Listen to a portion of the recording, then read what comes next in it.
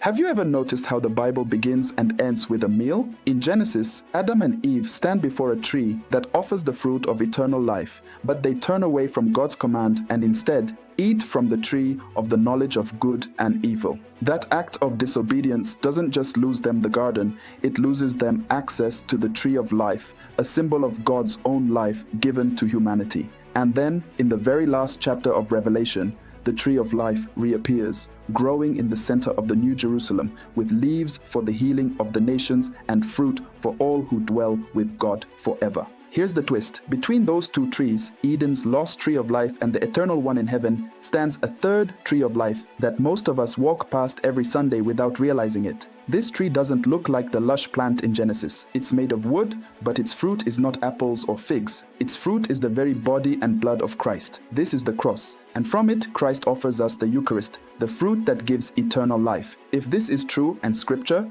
the Catechism and the witness of the early church fathers say it is, then the Eucharist is not just a memorial meal. It's the very restoration of what Adam lost. It is the tree of life planted anew in the new Eden, the church. If Adam had eaten from the tree of life, he would live forever.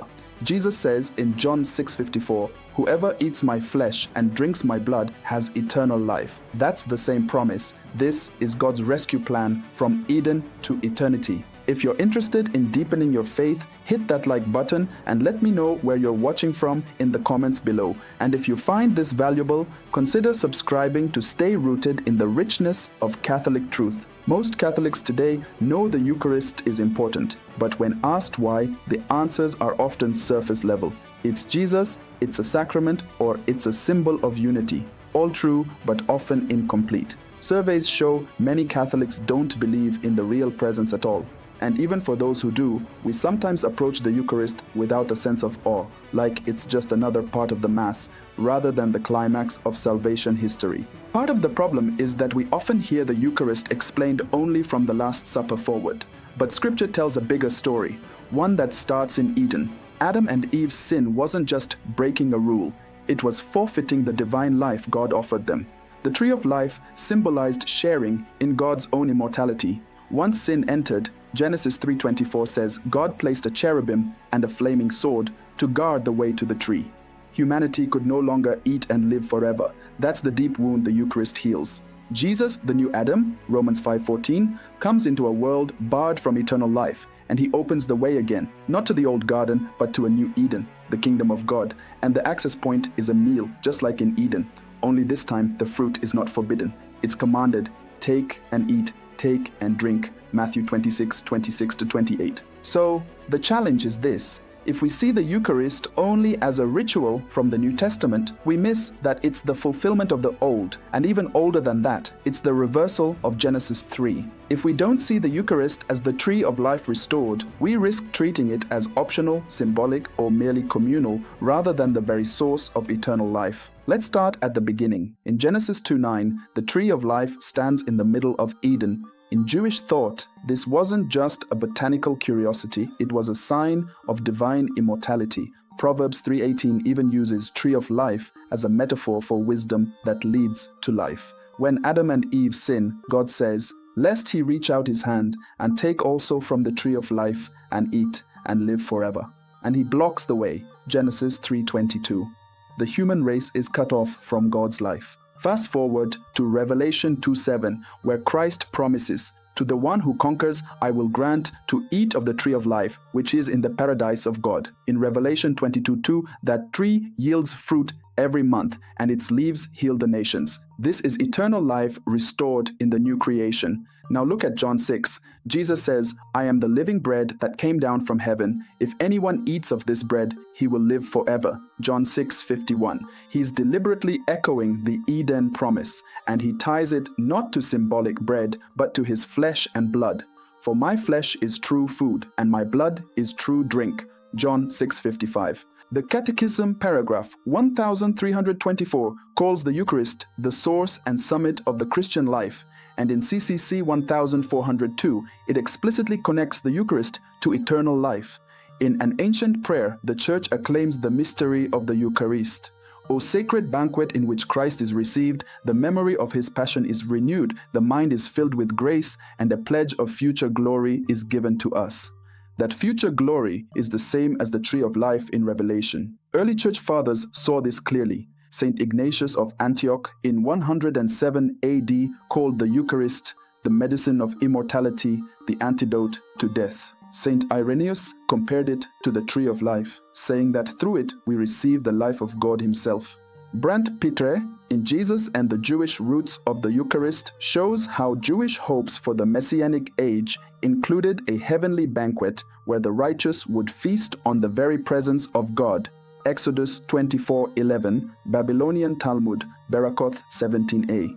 That vision is fulfilled when Jesus offers his body and blood, not as cannibalism, but as supernatural food from heaven, the new manna, and the fruit of the new tree of life. Here's how it all comes together. In Eden, God's plan was communion, humanity sharing his divine life. Sin cut us off. Throughout salvation history, God prepared his people through covenants sealed by meals. The Passover lamb, Exodus 12, the manna in the wilderness, Exodus 16, the bread of the presence in the tabernacle, Exodus 25:30. Each was a step toward restoring what was lost. At the Last Supper, Jesus, the new Adam, takes bread and wine and declares them his body and blood, Matthew 26:26-28. On the cross, the new tree of life, he gives his life so that we may live. From his pierced side flow blood and water, John 19:34. Signs of the sacraments, especially baptism and the Eucharist. The Church is the new Eden, planted in the midst of the world, and the Eucharist is the fruit of its central tree, the cross made present on the altar. When you approach communion, you are coming to that tree, and Christ is saying to you the opposite of what God had to say to Adam: take and eat and live forever. Practically, this means approach the Eucharist with the same awe Adam and Eve should have had in Eden, recognizing it as God's gift of life. Prepare your soul through regular confession, as we would not want to eat unworthily, as warned in 1 Corinthians 11:27-29. Make time for Eucharistic adoration, gazing on the one who is the life.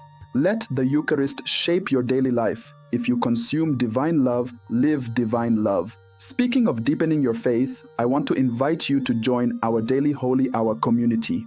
Every day we gather for scripture readings, homilies from the Church Fathers, the Seven Sorrows Rosary, and devotional prayers. You'll find the link to the Catholic Holy Hour YouTube channel in the description below. Also, consider donating to help me build a team and tools to keep making videos like this. Some say, isn't this all symbolic? Jesus often spoke in metaphors. Yes, he did. But in John 6, when his listeners take him literally and object, he doesn't correct them. In fact, he intensifies his language, switching to a Greek word meaning gnaw or chew, John 6:54. Many leave him over this teaching, John 6:66. If it were symbolic, why not clarify? Others point to Leviticus 17's prohibition against drinking blood. But as Peter notes, that law was to protect the sacredness of life. Blood belonged to God. In the Eucharist, Jesus doesn't give us mere creaturely blood. He gives us his divine life. This isn't breaking the law, it's fulfilling it in a way only God can. And for those who say, I can have eternal life without the Eucharist, remember, Christ himself ties eternal life to eating his flesh and drinking his blood, John 6:53. The Church teaches that God can work outside the sacraments in extraordinary ways, CCC 1257, but for those who know and have access, the Eucharist is not optional. It's the normal way God gives us his life. From Genesis to Revelation, the story of salvation is the story of the tree of life, lost through sin, restored through Christ. In the new Eden, the Church, that tree is the cross and its fruit is the Eucharist. When you receive communion, you are tasting eternity. You are sharing in the divine life Adam lost. So remember these takeaways. The Eucharist is not a mere symbol. It is the real presence of Christ, the fruit of the new tree of life. Receiving it worthily restores and deepens our communion with God, fulfilling the promise of eternal life. Our entire Christian life should flow from and return to the altar, the source and summit, CCC 1324. Next time you're at Mass, picture yourself in the new Eden. The altar is the tree, Christ is the fruit, and heaven is already breaking into earth. Don't just go to communion, go to the tree of life. Take, eat, and live forever. If this message inspired you, share it with a friend, subscribe, and continue walking this journey of faith with us. The gates of Eden are open again. Let's not just admire the tree of life from a distance, let's receive its fruit and be transformed